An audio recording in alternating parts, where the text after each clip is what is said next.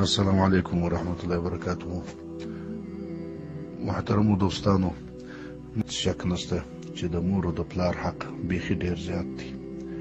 الله جل جلاله په اسلام په مقدس دین کې د مور او د پلار د حقونو ډیر اهمیت موږ ته بیان کړی دی.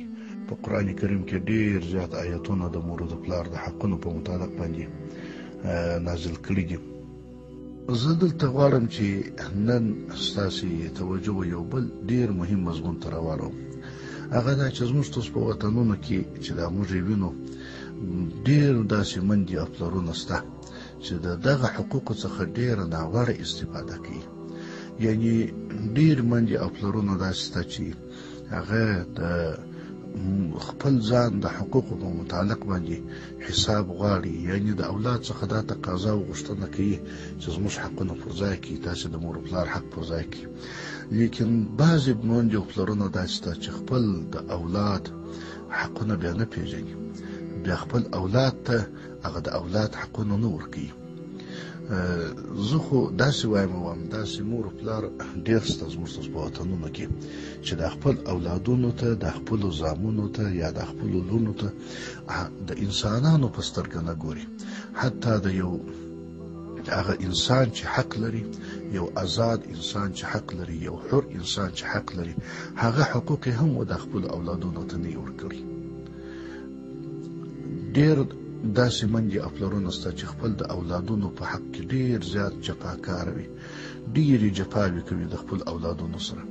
او بیا چې کله اولاد د دې د جفاو په وجه باندې مجبوره شي ودې ته چې د دې سره بد اخلاقي وکړي او یا د دې سره جواب ووایي یا خپل غږ پورته کړي، نو بیا دې وایي چې د مور او پلار حق نه پر ځای کوي او دستې په دستې دا غږ راپورته کوي چې دغه زما اولاد چې دی، دغه زما زوی یا دغه زما لور دا عاق چې زما د خوا څخه دا زما نافرماني کوي او دا زما د طرفه څخه عاق دي، دستې د اواز راپورته کوي.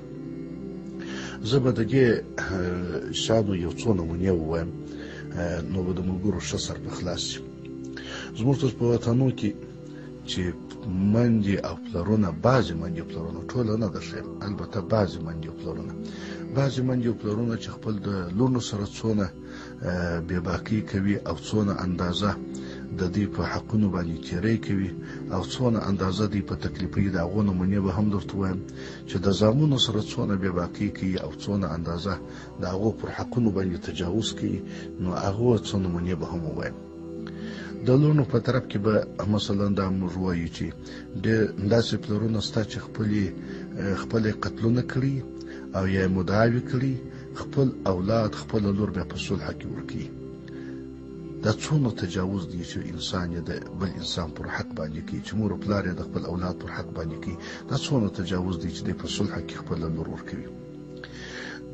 ډېر داسې پلرونه او مندې او پلرونه شته چې خپله لور خرڅوي و داسې چاته ورکوي چې هغه یو نااهله انسان وي، هغه په سن باندې د هغه نجلۍ سره نه برابر، د لور سره هغه په عمر باندې نه برابر. مثلا 14 کلنه لور و یو سپین ږیري سړي ته ورکړي او هغه لور یې ډېره سخته ناراضي، د کور انسانان یې ټول ناراضي، خو په دې خاطر چې هغه پیسې ورکړي، د پیسو په خاطر باندې ورکړي. دا څونه تجاوز دی چې مور او پلار یې پر خپل اولاد باندې کوي. او مثلا پلار د لور ورکي په ولور باندې، بیا هغه ولور راواخلي او دغه څخه خپل استفاده کوي، هغه په خپل شخصي مصارفو کې استعمالوي. د لور پیسې راواخلي او د ولور پیسې راواخلي، بیا خپل ځان ته یا دوکان پرانیسي، یا مځکه پرانیسي، یا حج ته ځي، یا موټر پرانیسي، یا زوی ته کوزده پکوي. نو حال دا چې د ولور پیسې د ښځې خپل شخصي حق دی. قرآن کریم کې موږ ته الله جل جلاله دا امر کړی دی چې دا ولور دا د نجلۍ حق دی، خو دا د نجلۍ حق، د نجلۍ شخصي پیسې دا د پلار را اخلي او په خپل شخصي مصارفو کې استعمالوي، په خپل شخصي ضرورت کې استعمالوي. دا څونه اندازه تجاوز دی چې دا مور پلار یې پر خپل اولاد باندې کوي. او پلار راولاړېږي د ولور څخه پیسې سوا نورې پیسې د زوم د کورنۍ څخه غواړي، د مېلمنو دپاره د خوښۍ په نامه باندې، په بل نامه باندې. پلار راولاړېږي و د خپله لور یو چاته په پیسو باندې ورکړي، ډېر ولور باندې کښېږدي، ډېر مهر باندې کښېږدي، بیا هغه زوم د دغه ولور د پیدا کولو دپاره کلونه مسافر وي، کلونه سفر کوي، کلونه خوارۍ کاږي دپاره د دې چې ولور پیدا کړي. هغه هم داسې ملکونو ته ولاړ سي چې هلته خاص بېدیني وي. زموږ اوس په د افغانستان د غرب ولایتونه چې دي، مثلا لکه بادغیس، لکه میمنه، لکه فراه، لکه هرات، لکه نیمروز، دغه علاقو خلک دي چې په ډیرو ولورونو باندې د نجونې ورکوي. بیا هغه زوم مجبور سي چې د دغه پیسو د پیدا کولو دپاره مثلا په 10-15 لکه 20 لکه په دغو روپو باندې د کوزده وکړي. بیا نو دغه زوم ولاړ سي و ایران ته، په ایران کې خوارۍ کاږي. د اخوا څخه چې هلته کلونه خوارۍ وکړي، د اخوا څخه چې راشي په رویونو باندې معتاده سوی او د بېدینه سوی. اکثره د معتادان د ایران د خوا څخه راځي معتادان سوي، اکثره همداسې چې بېدینه سوي. اوس ایران ته چې کم خلک ولاړ شي، هلته خو مسجد نشته. کلونه دغه انسانان په ایران کې خوارۍ کاږي، مګر په کلو یې مسجد نه یې لیدلی، په کلو یې یو لمونځ په جماعت نه یې کړی، په کلو یې د یو سني عالم سره، د خپل مذهب د یو عالم سره نه یې لیدلی. اخر چې راسي نه په دین خبر یې، نه په جماعت باندې عادت یې، د جماعت عادت ځینې پاته سوی، حتی لمونځ عادت ځینې پاته سوی. اکثره یو روژه خوره او بې لمانځه و بېدینه سړی ځینې جوړ سوی، اکثره معتاده سي، په رویونو باندې معتاده سوی راسي او دپاره د دې چې دی هغه ولور پیدا کوي. د دغه ولور په خاطر باندې د خپل زوم دغسې شی ځینې جوړ کړي. دغه نو دغه مور و پلار پر د خپل اولاد باندې، پر د خپله لور باندې دغه نو د دوی څنګه شفقت دی؟ آیا دغسې مندې او پلرونه چې د خپلو اولادونو سره دغسې جفاوې کوي، دا هم بیا سبا د خپل حق دعوه کولی سي؟ دا هم ویلی سي چې زه خو نو ستا پلار یم یا زه ستا مور یم، زه پر تا باندې حق لرم؟ دا مو د خپل لور ته ویلی سي؟ پر دغسې لونو باندې نو هم د دې مور و پلار حق شته. د مور و پلار که خپل حق پیژني، د خپل اولادونو حق نو هم باید دوی به پیژني. د نارینه‌وو سره، د زامنو سره چې دا پلرونه څونه اندازه ظلم کوي، یا د مندې و پلرونه څونه ظلم د خپلو زامنو سره کوي، د هغو ونیو څونه ونې ووایو. پلار راولاړ شي زوی ته واده وکړي، او واده چې ورته وکړي چې او تا یې نه وي چې رسوي، دستي په دستي یې د پیسو په پیدا کولو دپاره، د دوکاندارۍ دپاره وایستی بل ولایت ته یا خارج ته واستي. بیا په میاشتو په کلونو باندې، یا په میاشتو باندې دغه زوی مسافر وي، په بل په ولایت کې یا په بل مملکت کې شپې تېروي د پیسو د پیدا کولو دپاره. د پلار د خوا څخه مجبور وي چې دی واستي، او هغه ښځه، هغه ناوې چې راواده کړي، هغه فقط د دې کور مزدوره سي، د دې کور خدمتګاره سي، او میړه یې واستي، هغه د مور و پلار په ښوونه باندې، د هغو په هدایت باندې دی ولاړ سي، په بل مملکت کې مسافرۍ کوي، په میاشتو په کلونو باندې یوه هفته یې د واده کې رسوي. حتی داسې مې هم اورېدلي دي چې پر د واده پر 3 او 4 باندې استولی، او ولاړ سي، هغه تجارت کې پاتېږي یا دوکانداري پاتېږي. نو دا واده ولې ورکوي؟ د دغه خپل زوی هغه ښځه راولي، فقط د خپل ځان خدمتګاره یې جوړه کړي، خپل د کور خادمه یې جوړه کړي، هغه خپل اولاد واستي په سفر باندې. څونه جفا ده، تاسې فکر ورته وکړئ، څونه جفا ده چې سړی د خپل زوی سره کوي. داسې مې اورېدلي دي او لیدلي مو دي، او ټولو دوستانو به لیدلي چې دغه زوی چې د واده ور وکړي، هغه چې بل ښار ته ځي یا په بل ښار کې دوکانداري کوي یا تجارت کوي، دغه زوی یې نو د مور پلار څخه غوښتنه وکړي، وایي دلته به زه یو کور ونیسم، دا زه چې اوسېږم دلته به زه د خپله ښځه راولم، یو کور به دلته ونیسم، دلته به موږ اوسېږو، نو دا د دوکانداري کوم، تجارت کوم، کاروبار کوم، نو د خپله ښځه به راولم، دلته به راسره اوسېږي. دستي په دستي مور و پلار پر راوغورځېږي. ښه، ته اوس بیا تر اوسه د واده او تا نه ده پوره سوې، ته بیا اوس موږ څخه جلا کېږې، ته په دې کور کې اختلاف راولې، ته په دې کور کې بې اتفاقي راولې. بس نو خبرې ورته شروع کړي، د هغه زوی څخه خپلې خبرې ایرې کړي. دا څونه جفا ده چې انسان یې کوي، دا څونه نااهلي ده چې انسان یې د خپل اولادو سره کوي، د خپل زوی سره. نو دا واده چې ورته وکړي، دا تاسو ټول دوستان ته معلومیږي چې هغه انسان چې واده نه یې کړی، د هغه ژوند اوسایي، هغه انسان چې په واده وکړي په واده باندې اموخته شي هغه دپاره بیا ژوند کول سخت زور غواړي. ما ته داسې خلک ډېر معلوم دي چې دغه ودونه یې کړي او بیا مسافرۍ کړي، په دغه مسافرۍ کې په داسې بد اخلاقۍ اخته شي، اخر په دغسې بد اخلاقۍ او په دغسې شرمندګۍ باندې اخته شي چې حد و حدود یې نه په داسې بدعملۍ باندې اخته دي. ما لیدلي دي. دا نو یو سړی نه دی، دا په سلګونو په زرګونو انسانان دي. په هر ولایت کې وګورئ چې څونه انسانان مسافر دي او کورونه یې په کوم ځای کې دي او ګردم ودونه لري.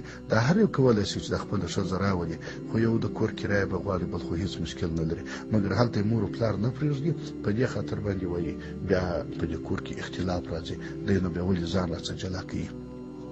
دا هغه ظلم دی چې د پلار او د مور و پلار د خوا څخه د خپل بچي سره کېږي.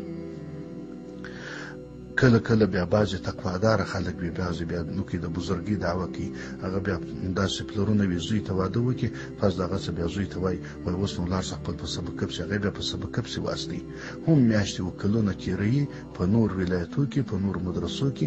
هغه نو پر دغه شکل باندې به نو سبق څنګه وایسته دی؟ یوه هفته د واده شوي او بیا دی په سبقه پسې روان وي، بیا میاشتې و کلونه د ده په مدرسه کې تېرېږي. دغه نو د ده دغه تقوا نتیجه یې د دې پلار. څونه ظلم دی چې انسان یې د خپل اولادو سره کوي، د بل د اولادو سره هم کوي چې د بل کور هغه ښځه یې راواده کړل، خپله خدمتګاره یې جوړه کړل او خپل د زوی سره بیا دغه ظلم چې هغه مدرسې ته واستوي او واده یې تازه ورکړی، مدرسې ته یې واستوي، په سبقانو یې مشغول کړي. نو دا سبق وایي خو دا خو یې نفل کار دی، دا خو نه فرض دی نه واجب دی، هیڅ یې نه دی، مګر هغه د واده حقوق و هغه د ژوند خطر چې دی په څونه خطرناکه حالت کې چې د واده ور وکړي بیا یې واستوي، نو دی څونه خطرناکه شو. که دا سړی په فحشا او په منکر او په بد اخلاقي باندې اخته شي، د دې مسؤلیت به د چا وي؟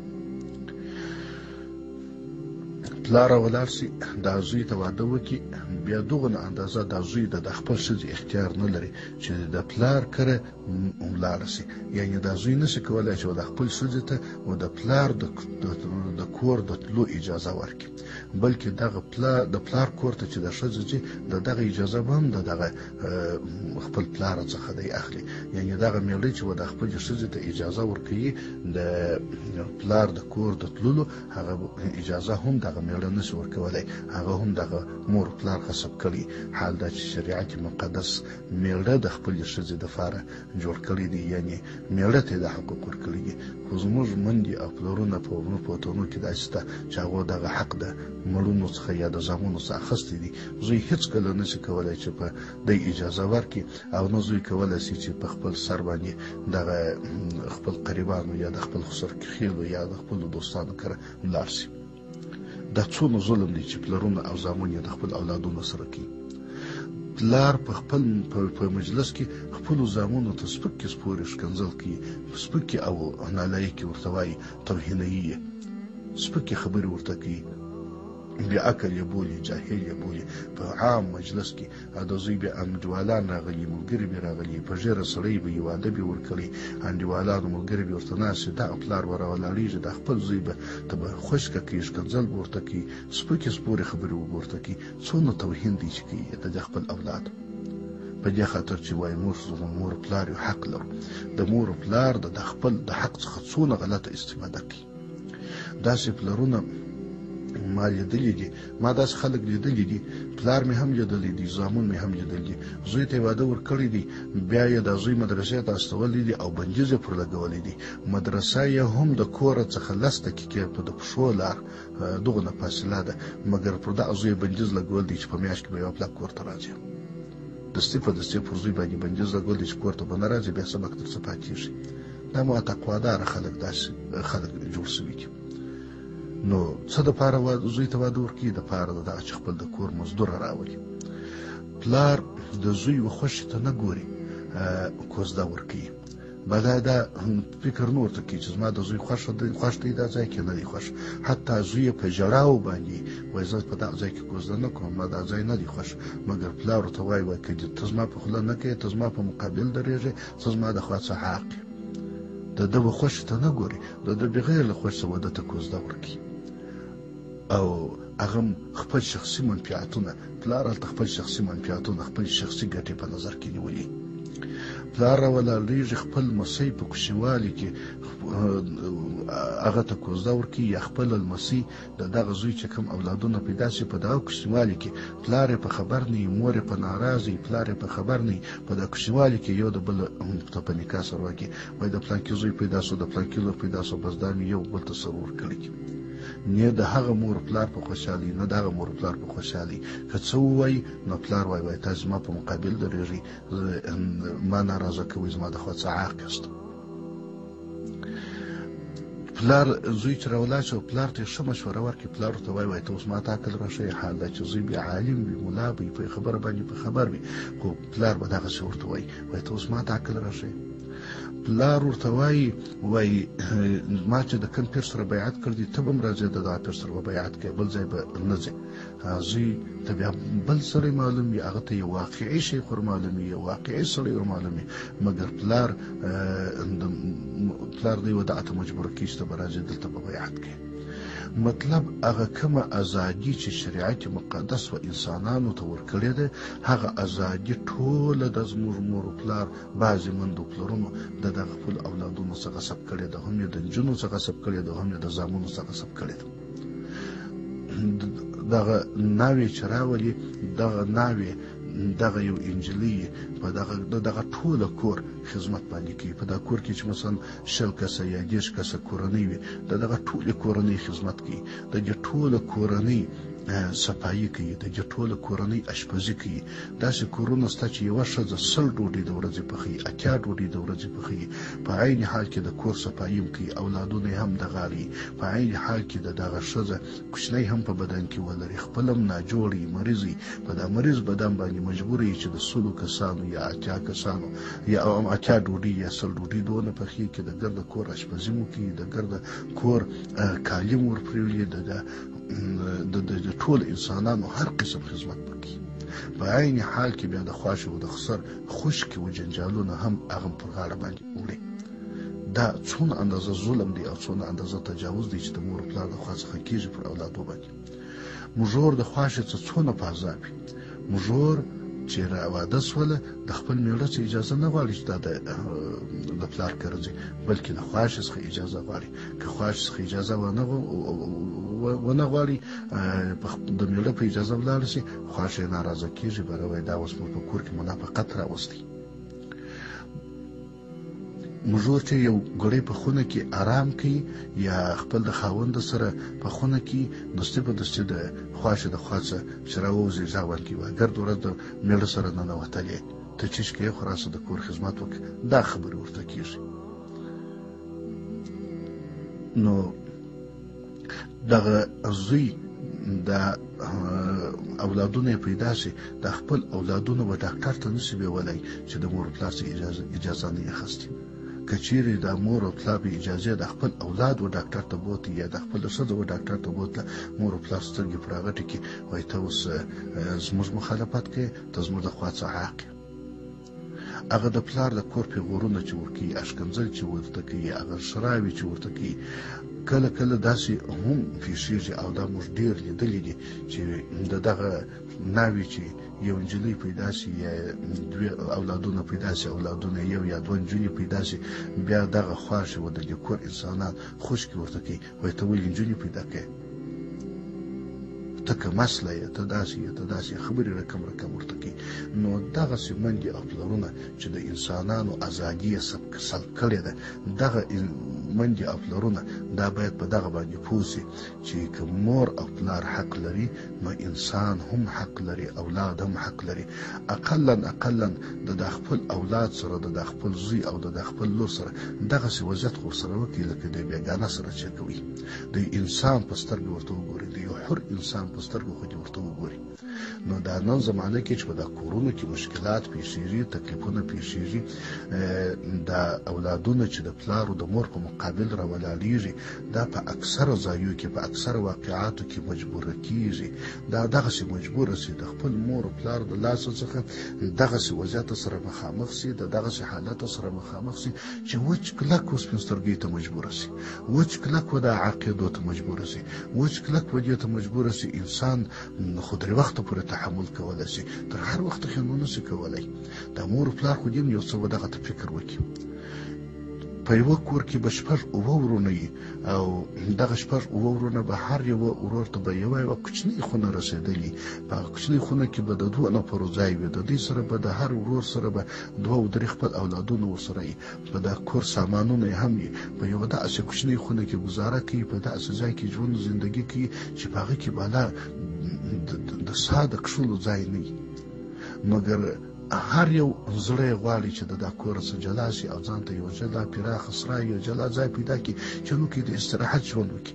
مور و پلار یې نه پرېږدي، وایي تاسو اختلاف کوئ، تاسو بې اتفاقي بیا راولي. د دغه مور و پلار د دغه بې اتفاقي د خبرې څخه کلونه د دغه انسانانو ژوند داسې تېرېږي لکه په قفس کې، لکه په زندان کې. دغه مور و پلار دغه رحم نه باندې کوي، دغه شفقت نه باندې کوي چې دا خو انسانان دي، دغه کوچنۍ خونه، دا دونه سامانونه، دغه اووه اته کسه، دغه کوچنیان دغه څنګه ژوند سره کوي، دغه څنګه د دې دغه ځواني و دغه ژوند او زندګي څنګه تېرېږي، په دغه کې سوچ نه کوي. بس په دغه یوه نامه باندې چې دا تاسو بې اتفاقي راولي، دا تاسو د اختلاف راولي، دا ته د کوره سره څه وځي. بارینو پر ښځې تاوان کې وایي دا د دې د لاسه دغه سړی بدراس شو. نو دغسې ناخوالې زموږ په وطن کې ډېرې شته. ډېر داسې مندې پلرونه شته چې د مور و پلار د حق د نامه څخه یې دونه غلطې استفادې کړي دي، دونه ناوړه استفادې کړي دي چې انسانانو څخه یې بیخي غلامان جوړ کړي دي. لون یې د منځیانو په شکل دي، د منځیانو په شکل یې خرڅوي، پیسې په خپل جیب کې اچوي او نارینه اولادونه یې د غلامانو په سترګو ورته ګوري. که هغو لږ نو کې خبره پورته کړل، بس دی وایي زما د خوا څخه حق دی، دا د مور و پلار په مقابل باندې درېږي. محترمو دوستانو، دا خبرې چې مو وکړلې دا ټول هغه حقایق دي چې زموږ په وطن کې موجود دي. هر یوه لیدلي دي. ما خو د دې هر یوه په سلګونو نمونې لیدلي دي او په ډېرو شیانو یې خبر یم. زما دا خبرې به پر تاسو باندې ډېرې درنې پرېوځي، ډېرې به درته ګرانې پرېوځي. تاسو به زما په دې خبرو ډېر سخت ناراضه شئ، مګر دا حقایق دي. که څوک ناراضه کېږي، که راضي کېږي، که څوک خوشحاله کېږي، که نه خوشحاله کېږي، دا هغه حقایق دي چې څوک یې نه وایي. زموږ تاسو علما کرام پر منبرونو باندې د مور و پلار حق بیانوي، مګر دغه چې مور و پلار د خپل اولادونو سره څنګه کړنې کوي دا بیا نه بیانوي. دا ډېرو کمو خلکو بیان کړي دي. نو زه هم تاسو دغه طرف ته هم توجه وساتئ، د دې انسانانو ته، د خپل اولادونو ته د یو حر انسان په سترګه باندې وګورئ. پرېږدئ چې دی د خپل ښځې و د خپل اولادونو په حق باندې حر واوسېږي، آزاد واوسېږي. د غلامۍ کړۍ ځینې ایسته کړي، د غلامانو په سترګه مور ته ګورئ. خپلو لوڼو ته د آزادو او د حرو ښځو په سترګه باندې وګورئ. د منځیانو په عمل مور سره کوئ، د منځیانو په سترګه باندې مور ته ګورئ. اگر چې داسې خو هر یو دا وایي چې مور و پلار به ګرده دا وایي چې مور و پلار خو پر اولادونو ډېر مهربانه دي، مګر هغه مهرباني په کوچنیوالي کوه. اولادونه چې راغټ شي، اکثره د مندو د مور و پلار د داسې وضعیتونو سره مخامخ کېږي، د داسې ناخوالو سره مخامخ کېږي چې ژوند یې په عذاب کې تېرېږي، ژوند یې په قفسو په زندان کې تېرېږي د داسې مور و پلار د وجې څخه. داسې مندې پلرونه شته، ته یقین وکړئ، باور وکړئ چې ما ډېرې تجربې پکې کړي دي. په ډېرو مشکلاتو زه خبر یم، په ډېرو شیانو خبر شوی یم. ډېر داسې مندې پلرونه شته چې دوی د حق ناره وکړي چې وایي زما په د اولادو باندې حق دی، زه هم حق څه چې یو سم حکومت خو د ته لاره وستلی او دغسې مندې پلرونه اعدام کړي وای. د اعدام مستحق یې، د حق مستحق نه یې، د اعدام مستحق یې. ډېر داسې انسانان شته، ډېر داسې مندې پلرونه شته. ما داسې پلار مې هم لیدلی دي چې دغسې امي چې سپاره یې نیز د علي په بیا نیز ده، زوی یې لنګوټه تړلې ده، دستربندي یې کړې ده، عالم یې، ډېر لوی عالم یې، مګر دغه پلار و دغه زوی ته په دغسې سترګه باندې نه ګوري، د انسان په حیثیت باندې هم نه دي ورته کتلي، د انسان په سترګه باندې هم نه ورته ګوري. د عامو انسانانو د لسګونو کسانو په مخ کې دغسې نالایق، دغسې ښکنځل، دغسې بېآبي ورته کړي دي. هغه زوی یې داسې مځکې ته ګوري، هېڅ هم نه وایي. نو ځان دغه پلار چې زر واره دی دا دعوه وکړي چې پلار خو او مور و پلار خو پر اولاد مهربان دي، دا مهرباني نو سړی څه کوي؟ دا په زړه کې پټه پاته مهرباني. خپل د یو همسایه سره خو داسې وضعیت څوک نه کوي، خپل د شناخته سره خو داسې وضعیت نه کوي. هغسې بد وضعیت او بد اخلاق چې موږ په کور کې لرو هغه د همسایګانو سره نه لرو، هغه هم په همسایګانو په شناختو کې د هیچا سره هغسې بد اخلاق نه دي کړي. په خپل کور کې دغه اندازه بد اخلاق وي. مور او پلار اکثره په دغه د خشکي او جنجال او په مصیبتونو کې د کور کې ژوند کوي چې بس د کور څخه بندیخانه جوړه کړي، د کور څخه د کور د انسانانو لپاره زندان جوړ کړي. نو خود دغه انسانان خو مجبوره کیږي اخر د مور او د پلار په مقابل باندې راپورته شي. اخر چې څه وایي نو مور او پلار خبره پس راپورته کوي چې دا زما د خوا څخه حق دي، دا اختلافونه کوي. که مور او پلار ودوی ته د یو واقعي انسان، د یو حر انسان، د یو ښه انسان په سترګه ورته وګوري او هغسې محبت ورسره وکړي، هغه حقوق چې شریعت مقدسه و انسانانو ته ورکړي دي و یو آزاد انسان چې ورکړي دي، که هغسې حقونه د مور او پلار و د خپل اولاد ته ورکړي، اولادونه خو لیوني نه دي. اولادونه به د دغه مور او پلار پښې به په بانوګانو ورجارو کړي، د پښو د قدم لارې به په بانوګانو ورجارو کړي، دغه محبت به ورسره وکړي. خو متاسفانه چې اکثر اختلافونه چې پیښیږي نه یوازې دا چې زامن نه اهله دي یا اولادونه نه اهله دي، بلکې پلرونه او میندې په ډېرو وختونو ځایونو کې داسې راځي چې میندې پلرونه دغسې نه اهله وي. زوی اولادونه چې د دوی دغه نه اهلۍ ویني او د دوی دغه کړنې ویني، نو بری پر شریعت مقدسه له اعتراض راسي چې د مور او پلار حقونه یې راباندې لازم کړي دي. د دوی دا فکر دی چې شریعت مقدس یوازې د مور او پلار حق بیان کړي دي، زموږ حقونه یې نو نه دي بیان کړي. نو خو شریعت مقدس خو د هر چا حق بیان کړي دي، خو البته دغه جانب ته ډېرو خلکو توجه نه ده ساتلې. الله جل جلاله دې په موږ باندې مهربان وشي. نو ډېرو دوستانو دلته د مور او د پلار په متعلق باندې پوښتنه کړې وه، د مور او پلار حقونو بیان وشو، خو دغه اړخ ته ډېر خلک خیال نه ساتي. زه هم تاسې لږ دغه مکې انصاف وکړئ، دغه اړخ ته خیال وساتئ. السلام علیکم ورحمة الله وبرکاته.